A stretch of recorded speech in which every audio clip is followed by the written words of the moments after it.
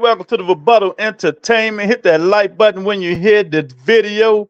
What a wonderful night in boxing. PBC, Amazon Prime, The Beautiful Picture, Javante Tank Davis, Frank Martin, Gary Russell, Prelude. It all have David Benavidez, Terrell Goucher, Carlos Adamas, Elijah Garcia. It was a hell of a card for PBC. Hell of a card for PBC. Shout out to the PBC people and the boxers who put their O's on the line, and what if you disappointed and like what happened, like the outcome. You know, we got our money's worth. We started with Terrell Goucher, Carlos Adamas. It was kind of boring, but I've been telling you guys all along, Carlos Adamas is not about that life. He just all talk. Even though he won the fight, Terrell Goucher still put in some good work. He just don't throw enough punches. So shout out to Carlos Adamas for defending the email belt that Jamal Charlo had. I hope Jamal Charlo get his life together so they can get it on. And I got Jamal Charlo all the way. Carlos Adamas never um, did what he said he was going to do. He said he was going to stop Terrell Goucher, let everybody know who's the best at 160. But I think Janabek is probably the best fighter right now at 160. He just didn't impress me, and I don't think he impressed anybody, man. So that was probably the bonus fight that PBC had. Shout out to Kayvon Davis for upsetting Elijah Garcia. Elijah Garcia just looked fat and out of shape, man. He just looked like he wasn't into it. But Kayvon Davis been in there with some hell of a fighters, man. And from start to finish, he was beating Elijah Garcia. I mean, putting that jab in there, moving, putting that brick hand on him every now and then, keeping Elijah Garcia off balance, man. I'm like, okay. And I had Elijah Garcia. No shame in the game. I had Elijah Garcia winning, betting on him, but Kayvon Davis came in, did the upset. That was one upset. It was upset alert this weekend. Upset alert. So shout out to Kayvon Davis for doing what he's supposed to do, man. Went in there and beat the nice, young, up-and-coming talent. Talent in Elijah Garcia. So shout out to Kayvon Davis, man. So next, what I want to talk about. Oh, okay. I told you guys it was going to be the fight of the night. Gary Antoine Russell and Alberto Prelude. No matter how you had the fight, I had Russell winning by 1 point. 1 point. 1 point.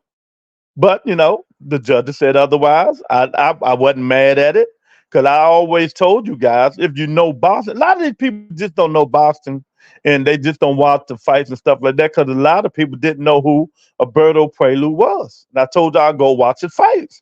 He was the WBA champion of the world until he got stripped for failing a drug test. If y'all want to know the backstory, he was trying to get his wife pregnant, so he started taking some pills, stuff like that. But it was against the regulations, so they stripped him and suspended him. So that's the backstory. But the fight, Gary Russell, Prelude, one of a kind. Gary Russell, he was doing what he do. He got to improve on his jab, man, this defense. He got to get his head off the line more, man.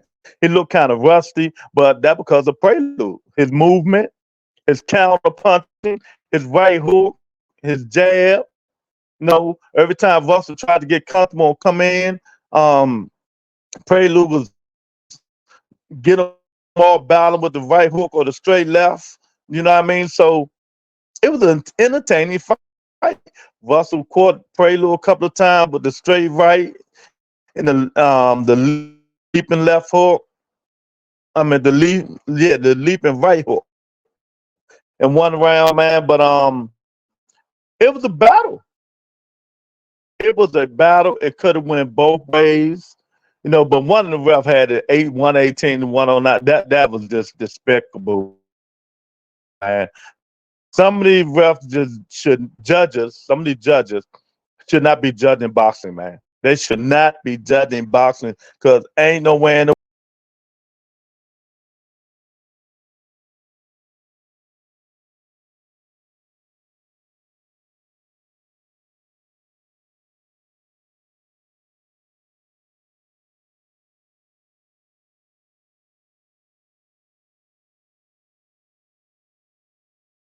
I think my fault. I think Russell just didn't do enough, and Prelude just came on top. So I think it's going to be a rematch, and everybody wants to see a rematch. So we're going to see what happened with that. And shout out to Roberto Prelude for going in there and doing what he had to do. Gary Antoine, get it back together, go back to the drawing board, get ready for the rematch. And if they're going to have the rematch, let's get it together. Okay, so that was an upset. Let's go to the next one. But this not PBC, but I got to mention it anyway. I told you guys, Peru and Matias was going to be a good fight, but I did have Matias winning. Oh, no, no, no. Peru had, he said, no, it's not going to be this one. He's upset Sabril Matias, the supposed to be boogeyman of the 140-pound division. Upset alert. Peru beat him every single round, they said. I didn't see the fight, but, I watched some highlights, and he, Matias was doing what he came to do, going, throwing a lot of punches, but Peru was getting up out of there, keeping them all bay, putting that stick up on them, moving. You can't just sit right there and let Sabril Matias tee off on you. And so he wasn't doing that. So now we got a new IBF champion of the world. Congratulations to Peru. So, Sabril Matias, of course, Eddie Hearn probably rematched that fight, or he might do something else. You never know when it comes to Matchroom and Eddie Hearn, man. So we're going to see about that. Man, what's next? David Benavidez and Volstead. Oh, it was a good fight. It started to be good. Benavidez started off fast. I thought he won the first like 4 or 5 rounds. The Volstead started getting in the groove. But let me tell you, man, Benavidez and Volstead was a hell of a fight towards the end, but Vosdek was the bigger man. You could see it. He's a bigger man. Now we see how these fighters at 168 feel when they fighting David Benavidez. Now, is David Benavidez going to be the little man all the time at 175? I don't think so. But when he's fighting people like Vosdek and stuff like that, yeah. Now if Benavidez is going to stay at 175, he gotta control his aggression. Y'all know I always preach control aggression. He can't be trying to knock people out in the first 5 or 6 rounds, trying to impress the crowd and stuff like that, because he got the reputation of being the Mexican monster.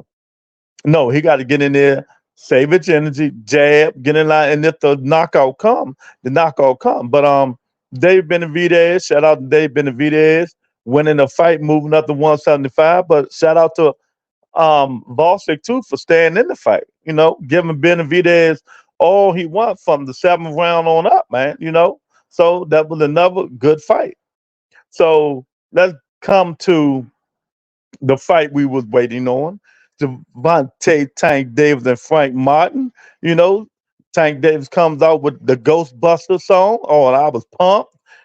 Frank Martin, ready. He don't look dehydrated no more. Comes in, putting that stick on Tank, jabbing, giving Tank movement and stuff like that. But it surprised people. Devontae Tank Davis said, okay, I'm coming out in the high guard. He came out in the high guard the whole fight. The little man walking down the big man. The little man walking down the big man. So that's what happened, man.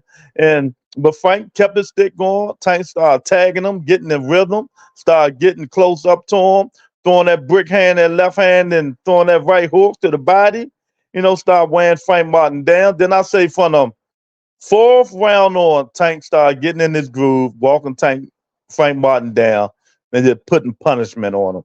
But Frank was game. He kept putting that stick hand in him, but you could tell, we all know when Tank Davis put them high guards up, the fight is over. So he know what's going on.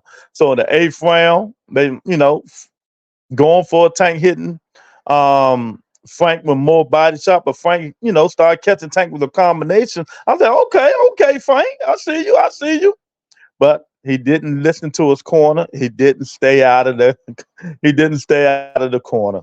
So next thing you know, right hook, left uppercut, straight right, knockout, Frank Martin ghost on the floor, Tank Davis stoppage.